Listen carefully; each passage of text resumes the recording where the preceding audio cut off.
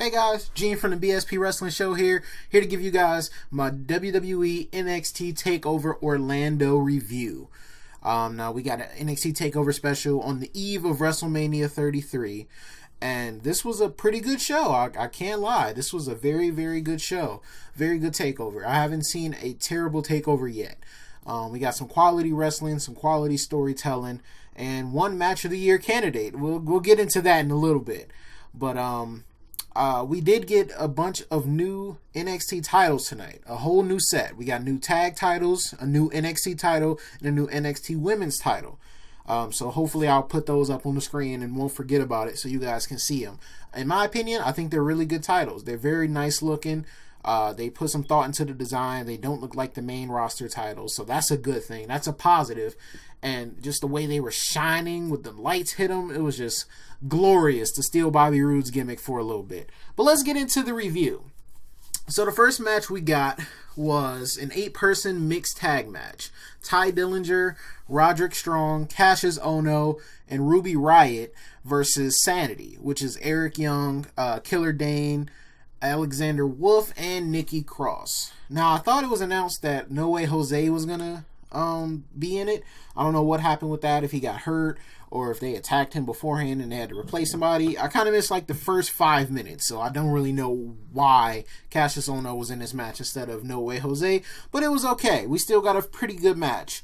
SAnitY was pretty much in control in the early parts of this match. They had a very good advantage and were pretty much dominating as they always do. It's SAnitY. This is what they're about. Tye Dillinger got that hot tag. He's still over with the crowd. The crowd loves him. Can't wait till he come up to the main roster. He'll be great, especially in the mid-card. They need somebody like that, like a star in the mid-card division. Somebody that the fans can get invested in that may not exactly be a world champion. Not saying he's not world champion material, but I'm sure that's how they'll use him and book him. But he got the hot tag in this match, was cleaning house, and their team was starting to get the advantage a little bit. Ruby Riot and Nikki Cross were fighting the whole match and were just going at it with each other. Nikki Cross finally found somebody who's as equally as crazy as she is, so they matched up pretty well. They were attacking each other on the outside of the match, outside of the ring, I mean, on the inside, just going at each other. And of course the guys were going at it as well. They were going back and forth towards the ending of the match. And then at the very end, it seemed like Tye Dillinger's team was finally going to win and overcome SAnitY. But of course, throughout all the chaos, the numbers of SAnitY were just too much, and they were able to pick up the win. Just as Tye Dillinger was about to hit, I think he was about to hit the tie-dye on I think it was Dain he was about to hit it on. But he winded up getting kicked by Eric Young, and they were able to pick up the win. And once again, SAnitY's on top. I don't know if they've lost yet. Haven't really been watching NXT. I said that in my predictions. Haven't really been watching NXT lately, so I'm not too sure if they've lost yet. But I still think they're undefeated. But yeah, this was a pretty good match to kick off the show. And like I said, Tye Dillinger is over. That man, the crowd loves him. Absolutely loves him. So that was pretty good. Next match we get is Andrade, Cien, Almas versus the debuting Aleister Black, better known as Tommy End on the independent scene. I've heard a lot of good things about this guy, this Aleister Black, and he had a pretty good match here with Almas. Almas is a very good worker. He's very underappreciated, I think, and these two did battle in this match. They were just kicking each other's asses. Aleister had a good entrance too. It was a pretty good entrance. I like his theme music. I like how he kind of rose up out of like a coffin or something. I don't know what the hell it was. But he rose up from this platform. It was badass. It was definitely badass. These two put on a good show though. Back and forth the entire match. They both looked great. They both sold well. Both told a very good story. Aleister moves around that ring just as good as Almas does. And he's pretty good in the ring as well. So they were pretty good matched. And Aleister is a big dude. So, just the things he was doing, hopping out the ring and bouncing off the ropes. He hit like a backflip in the very beginning of the match and like sat in the middle of the ring. That's his thing. He sits like Indian style in the middle of the ring. That's his gimmick or whatever. And they were pretty much going at it. And then he hit the the Black Mass, which is his finishing move. It's just a spinning kick right across the jaw, kind of like how Rich Swann does. That's what it looked like to me. And he picked up the win over Almas in a very good contest. The crowd was surprisingly interested in this match. And this guy, Aleister Black, has main event written all over him. I wouldn't be surprised if he's competing for the NXT title by the end of next year, or around WrestleMania season next year. I wouldn't be surprised. This guy is pretty good. So that was a good match, another good match on this Takeover special. And then we get the match of the year candidate, the Triple Threat Tag Team Elimination match for the NXT Tag Team Championships. The Authors of Pain, Akam and Rezar, I said his name completely wrong in my predictions video, accompanied by Paul Ellering, of course, versus DIY, Johnny Gargano and Tommaso Ciampa, versus The Revival, Scott Dawson and Dash Wilder. This match right here, this was incredible. This match was great. Holy crap. In the beginning of this match, DIY and The Revival started off working with each other. And for about 75% of the match, they were working with each other. They were both teams, took one Author of Pain and, of course, just went after him, trying to take him down. They fought to the outside. DIY set up a table, and we knew it was going to be used later because it didn't get used at that particular point. After both teams threw one of the Authors of Pain into respective steel steps, they got into the ring and finally was able to wrestle for a little bit. That was good to see. They were able to renew their rivalry a little bit. They clashed. I was really enjoying the action in this match. And then the Authors of Pain took back over. It was hard to keep them down. That was the theme of this match. The Revival did get some heat back after they were, of course, they were working with DIY. And then when Ciampa finally got free after he was getting some offense, was getting offense in on him, by way of the Authors of Pain, they were kicking his ass. He tried to tag in one of the Revival, and they stepped back. They was like, we not getting in this ring. You can go ahead and get this beaten, all right? We don't want that. And they got some heat for that, so that was cool. They were able to keep a little bit of their heat. Then DIY started diving out of the ring and everywhere, and all sorts of places, and it was just craziness, man. It was hard to keep up with, but it was just incredible. You guys need to go back and watch this match for sure. Ciampa tried to dive to save Gargano on the outside, because like I said, they were fighting to the outside or whatever. And then the Authors had Gargano both. They caught him when he tried to dive. So when Gargano tried to do a suicide dive, they threw Gargano at him to stop him from doing it. So that was a pretty crucial spot right there. It looked like it hurt. That was pretty good. Then after that, they got back into the ring and whatever. Ciampa got the hot tag and came in on fire. And I think he suplexed one of the Authors of Pain twice. And that was incredible because, Ciampa ain't no big dude. But the Authors of Pain are. So he suplexed one of them twice. Then both teams assisted in putting one of the Authors of Pain through the table that had been set up on the outside earlier in the match. It was like Gargano and Ciampa on the outside. They had him trying to lift him up while he was on the apron. And then the Revival both had to come in and pretty much push him to assist them to powerbomb him. So that was a good spot. They were able to put him through the table and neutralize one of the other Authors. I can't remember which one it was. That's why I keep saying the team name instead of who it was. They both look alike, so I don't really know which one is which. Then they surrounded the other one in the ring. He was getting beat up and still trying to fight out of it or whatever. And then Dawson put him into a reverse figure 4 leg lock. And then Gargano hit him with that. He put that arm lock on him that he does. So he was getting a double submission put on him or whatever. And it was funny because at first Gargano was going to break it up. And then Dawson was like, wait. If we get them out, then we can fight. Don't break this up. And then Gargano was like, okay, and slapped on his submission. And then you had Dash Wilder and Tommaso Ciampa just rooting them on. They weren't fighting each other. They were just rooting them on, hoping that one of the Authors of Pain would tap out. But he winded up not tapping out because the other one got back up and worked through Wilder and Ciampa and was able to just throw them on top of him and get the submission broken up. So, they were fighting a little bit more and whatever. And then once they got the other Author of Pain tagged in, Gargano and Dawson did DIY's maneuver. That's that double super kick.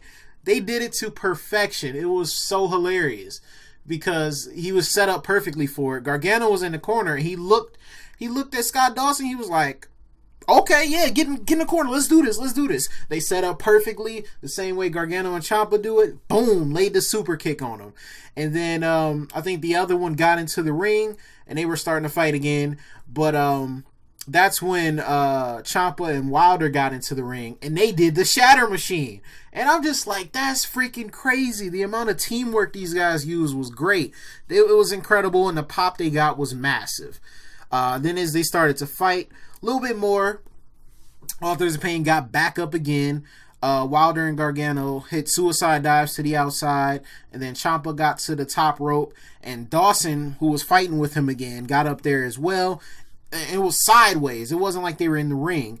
And they did a superplex and landed to the outside onto every other team member that was standing out there. I've never seen that maneuver done before. Like I said, the crowd was loving it. They were invested in it fully. They were chanting loud. They were getting huge pops. And then the problem came in. That's when the Revival kept fighting DIY instead of, continuing their double team on the Authors of Pain. And Ciampa winded up falling victim to the last chapter and was pinned for the 3 count, and DIY was eliminated. And that's when the Revival had to go toe-to-toe with the Authors of Pain, something they probably did not want to do. But there were so many near falls, and the Revival kept fighting back as they always do. Kept trying to get the pinfall, but it was so difficult. Authors of Pain hit power bombs on both of them, and they fought for a little bit longer.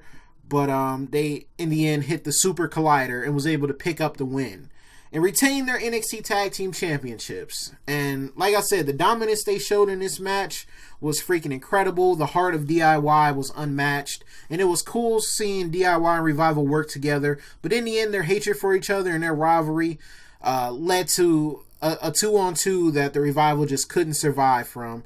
And this was definitely a match of the year candidate for sure. I enjoyed every part of this match. This was my favorite match on this whole card. But it was a great match. Alright. Next match we got is for the NXT Women's Championship. We got the champion Asuka versus Ember Moon. And I love this new ego that Asuka has now. It's like I said in my predictions video, it works well with her because she's undefeated still. And she's just so arrogant about it. She just doesn't care who comes at her. She's gonna let you know you're not winning. And her and Ember Moon clashed in this match. They were pretty evenly matched in the beginning, but Asuka, she started her dominance as she normally does. She pretty much had the advantage for majority of the match. Ember got some offense in, but it was always pretty much countered. Whatever she threw at Asuka was pretty much countered. But Ember didn't stop coming at her. She was relentless. Even Asuka got her into the Asuka lock, and it seemed like she was going to pass out, but she didn't. She fought through it and was even going through her comeback, but she went to jump from the middle rope, and Asuka caught her and hit her with a nice German suplex. That was pretty cool. After a little bit more back and forth and Ember getting in some good offense, she went to the top rope to hit that solar eclipse, that diving stunner she does. But Asuka, having the awareness that she does, she stopped her. Ember was able to drop her back down to the mat again and went to set up for it one more time. Asuka, knowing what's coming, pushed the referee into the ropes, which I'm surprised didn't get her disqualified. And then, Ember, of course, got knocked off the top rope after that. And then Asuka kicked her in the face. And that was pretty much it. I think she roundhouse kicked her. That was pretty much it. She retained her title. This was her best challenge yet, and Ember fought hard, and she had to bend the rules to keep her title.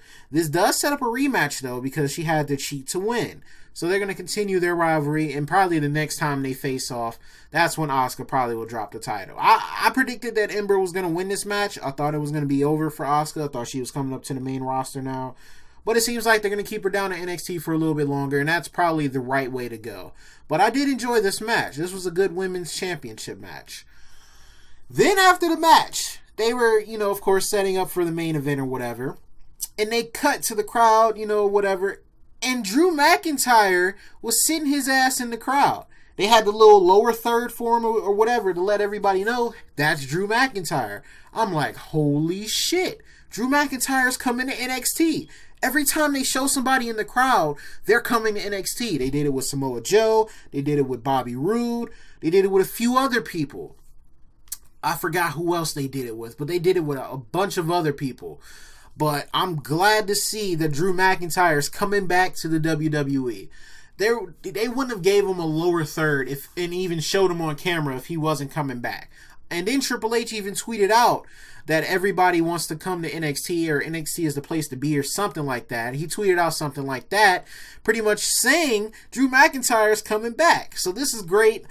This is great for Drew McIntyre. Impact lost another great star, and he's coming back to the WWE. And hopefully this time they don't ruin him. Hopefully they realize how much of a star he is and push this guy to the moon because he deserves it. He's a great wrestler. So this is exciting. This is exciting for NXT, who needed this star power, especially with Kyle O'Reilly coming and Adam Cole in the near future. They needed this. They needed these guys to be down there to add to the more star power that NXT already has. So this is great. I can't wait to see the matchups. I can't wait to see the rivalries they do, and this will be awesome. So then we get the main event.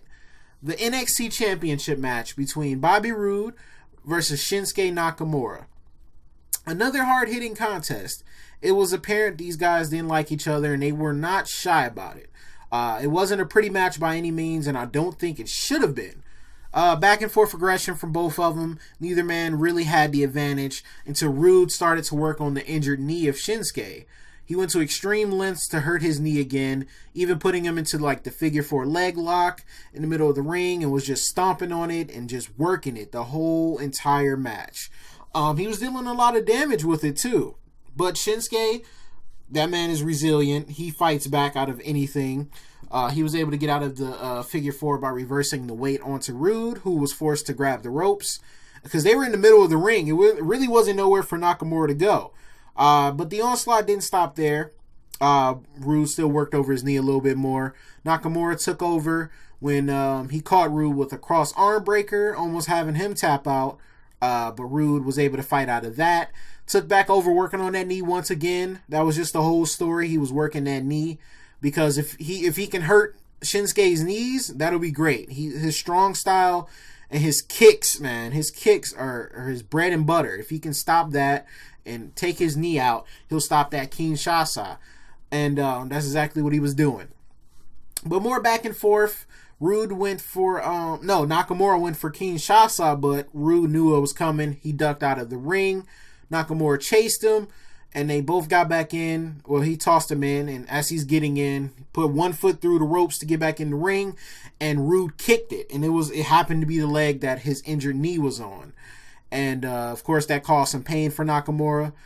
And as he was doing that, he went and hit him with a glorious DDT. I thought it was over. Nakamura kicked out surprisingly, but I thought the match was over. Roode was pissed and went and grabbed the ring bell and looked like he was just going to end the match, get disqualified, and go home. But the referee took it from him and, threw it back out to the ring. But then Nakamura popped up and hit an exploder suplex on him and was setting up for another Kinshasa, but Roode countered it and hit a devastating spine buster. They fought for a little bit longer, fought in the corner, and then it looked like Shinsuke was going to try to do it again. As he ran at Roode, Roode ran back at him and hit him right in the knee. Right, that knee he'd been working the whole match. He ran into it once again, and this time that was pretty much it. He picked him up, hit him with the glorious DDT, and picked up the win to retain his NXT championship. And this was a very good match. I liked it, and I didn't think Shinsuke was going to win. Maybe he's coming up to the main roster. Maybe they're going to continue and fight a little bit more.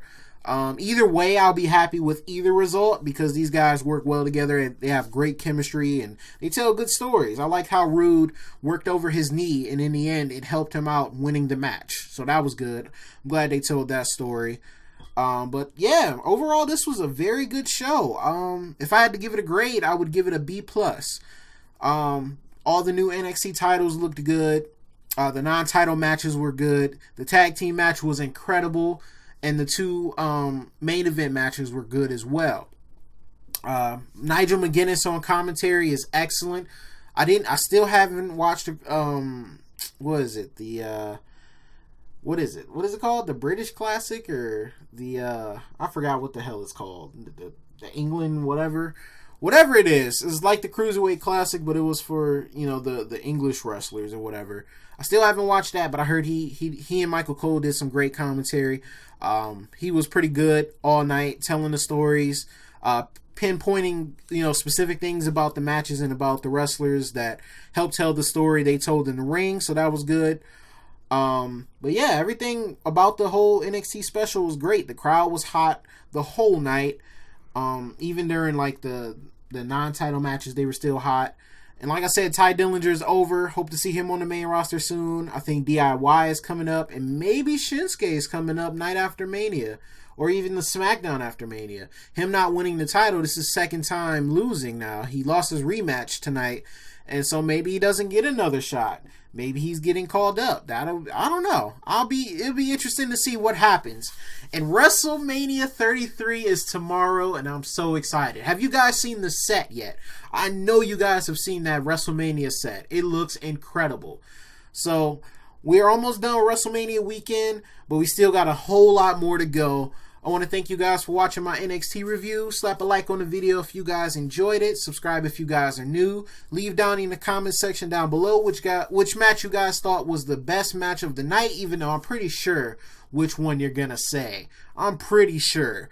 But I want to know. Maybe you guys have a different opinion than mine. But yeah, once again, thank you guys for watching. I'll talk to you guys tomorrow because tomorrow's the big day. Peace.